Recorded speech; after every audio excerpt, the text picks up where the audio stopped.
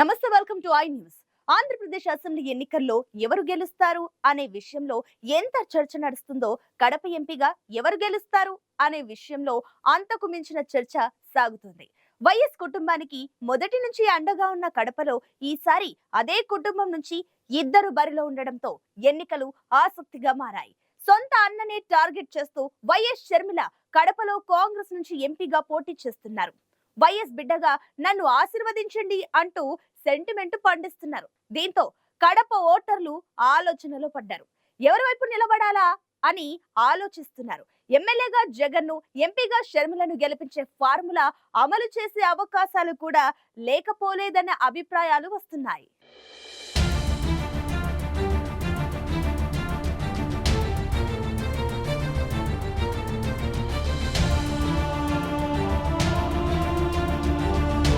1989 నుంచి 10 సార్లు జరిగిన పార్లమెంట్ ఎన్నికల్లో కడప ఎంపీ సీటును వైఎస్ రాజశేఖర రెడ్డి కుటుంబ సభ్యులు గెలుచుకుంటూ వస్తున్నారు. 1989 నుంచి 1998 వరకు రాజశేఖర రెడ్డి కడప ఎంపీగా ప్రాతినిధ్యం వహించారు. తర్వాత 2 సార్లు వైఎస్ వివేకానందరెడ్డి, 2 సార్లు జగన్మోహన్ రెడ్డి, 2 సార్లు అవినాష్ రెడ్డి గెలిచారు. ప్రతిసారి వైఎస్ రాజశేఖర రెడ్డి వారసులే ఇక్కడ గెలవడం ఆనవాయితీ. అయితే ఈసారి వైఎస్ఆర్ కుటుంబంలో వారసత్వం కోసం ఆసక్తికరమైన పోటీ జరుగుతున్నది. అందుకు కడప పార్లమెంటు సీటు వేదిక అయింది. కాంగ్రెస్ నుంచి వైఎస్ఆర్ కూతురు వైఎస్ షర్మిల రంగంలో దిగారు. జగన్ అండతో వైఎస్ఆర్సీపీ అభ్యర్థిగా sitting MP YS Avinash Reddy మరోసారి పోటీ చేస్తున్నారు. వైఎస్ఆర్ తమ్ముడు వివేకానందరెడ్డి హత్య కేసులో అవినాష్ రెడ్డి నిందితుడు. షర్మిలతో పాటు వివేకానందరెడ్డి కూతురు సునీత కూడా అవినాష్ రెడ్డే హత్య చేశారని ఆరోపిస్తున్నారు. ప్రచారంలో కూడా రాజశేఖర్ రెడ్డి కూతురు వెంట ఉంటారా, వివేకానందరెడ్డి హంతకుడి వెంట ఉంటారా అంటూ షర్మిల, సునీత ఓటర్లను ప్రశ్నిస్తున్నారు. కడప పార్లమెంటు పరిధిలో వైఎస్ రాజశేఖర రెడ్డితో పాటు వైఎస్ వివేకానందరెడ్డికి కూడా మంచి పేరుంది. ప్రతి గ్రామంలో వారంటే అభిమానించే వాళ్ళున్నారు. ఇప్పుడు ఎన్నికల్లో వివేకానందరెడ్డి హత్య విషయం ప్రధాన చర్చగా మారింది. దీంతో వైఎస్ఆర్ పార్టీ తీవ్ర ఇరకాటంలో పడింది. వైఎస్ షర్మిల తన తండ్రి రాజశేఖర రెడ్డి, తన చిన్నాన్న వివేకానందరెడ్డి పేర్లు చెప్పి ఓట్లు అడుగుతున్నారు. తన తల్లి విజయమ్మ మద్దతు కూడా షర్మిలకే ఉంది. జగన్ది మరో పరిస్థితి.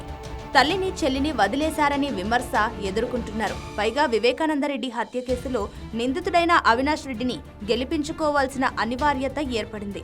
షర్మిల విమర్శలను తిప్పికొట్టలేక, అవినాష్ నిర్దోషి అని నిరూపించలేక జగన్ సతమతమవుతున్నారు. ఇక జనంలో కూడా మిశ్రమ స్పందన కనిపిస్తున్నది. పార్టీలు పక్కన పెడితే ప్రచారానికి వెళ్లిన షర్మిలకు ప్రజల్లో మంచి ఆదరణే లభిస్తున్నది. రాజశేఖర రెడ్డి బిడ్డగా ప్రజలు ఆదరిస్తున్నారు. అవినాష్ రెడ్డిపై విమర్శలు చేయడం ద్వారా సెంటిమెంట్ను బాగానే రగిలిస్తున్నారు. అయితే ఓటర్లు జగన్ మాటలు వింటారా, షర్మిల మాటలు వింటారా అనేది తేలాల్సి ఉంది. జగన్ ఇదే పార్లమెంట్ పరిధిలోని పులివెందల నుంచి ఎమ్మెల్యేగా పోటీ చేస్తున్నారు. షర్మిలకు పోటీగా జగన్ లేరు కాబట్టి ఎంపీగా షర్మిలకు, ఎమ్మెల్యేగా జగన్కు ఓటేసేవారు కూడా చాలా మందే ఉంటారనేది అంచనా ఉంది. వివేకానందరెడ్డి పట్ల అభిమానం కలిగిన ప్రజలు అవినాష్కి ఓటేయడం కష్టమే అనే వాదనలు కూడా వినిపిస్తున్నాయి.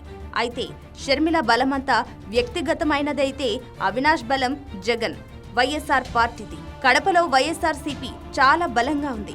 7 అసెంబ్లీ సెగ్మెంట్లలో వైఎస్ఆర్సీపీ అభ్యర్థులే గెలిచారు. గత పార్లమెంటు ఎన్నికల్లో అవినాష్ రెడ్డి 3,80,000 మెజార్టీతో గెలిచారు. కడప పార్లమెంటు పరిధిలో తిరుగులేని శక్తిగా ఉన్న వైఎస్ఆర్సీపీని షర్మిల కేవలం సెంటిమెంటుతో నెగ్గుకు రాగలరా అనేది ప్రశ్న. వైఎస్ అవినాష్ రెడ్డిని గెలిపించి షర్మిలను ఓడించడం ద్వారా వైఎస్ఆర్ రాజకీయ వారసత్వం 100% తనదే అని నిరూపించుకోవాలని జగన్ కూడా చాలా పట్టుదలతో ఉన్నారట.